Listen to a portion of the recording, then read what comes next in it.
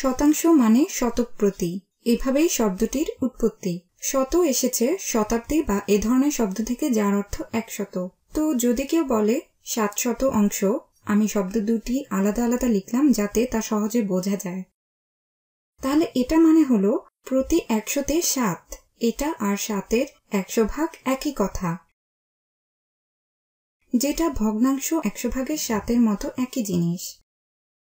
আচ্ছা, এটা বাদ দিই, চলো দেখি আমরা 0.601কে শতাংশ আকারে লিখতে পারি কিনা। আমরা লিখব 100 এবং তার উপরে একটি সংখ্যা।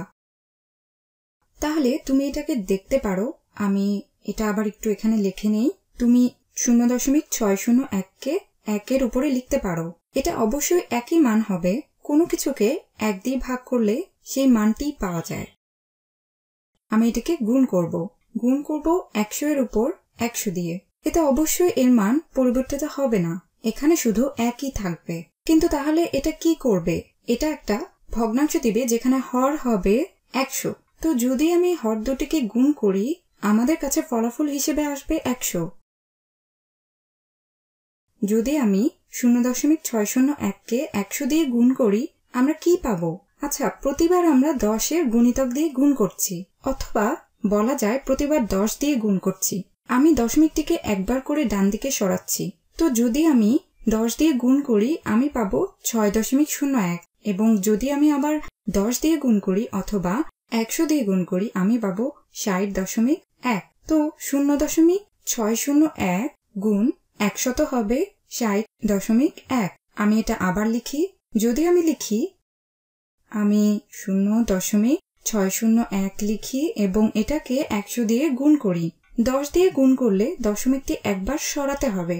যদি আমি আবার 10 দিয়ে গুণ করি অথবা 100 দিয়ে গুণ করি, আমি 60.1 পাবো। তো গুণ 10, আবারও গুণ 10, আমি 100 দিয়ে গুণ করেছি। আমরা যেভাবে সংখ্যাটি চেয়েছিলাম সেভাবেই সংখ্যাটি আমাদের কাছে আছে। আমাদের কাছে আছে 100 এর উপর 60.1।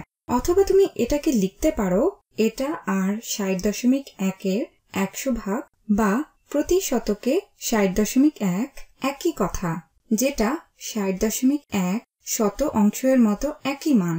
এবং এখন আমরা 60.1 শতাংশকে 1 শব্দে লিখব, অথবা 60.1 এবং এর সাথে চিহ্নটিও ব্যবহার করতে পারি 60.1%। ব্যাস, শেষ।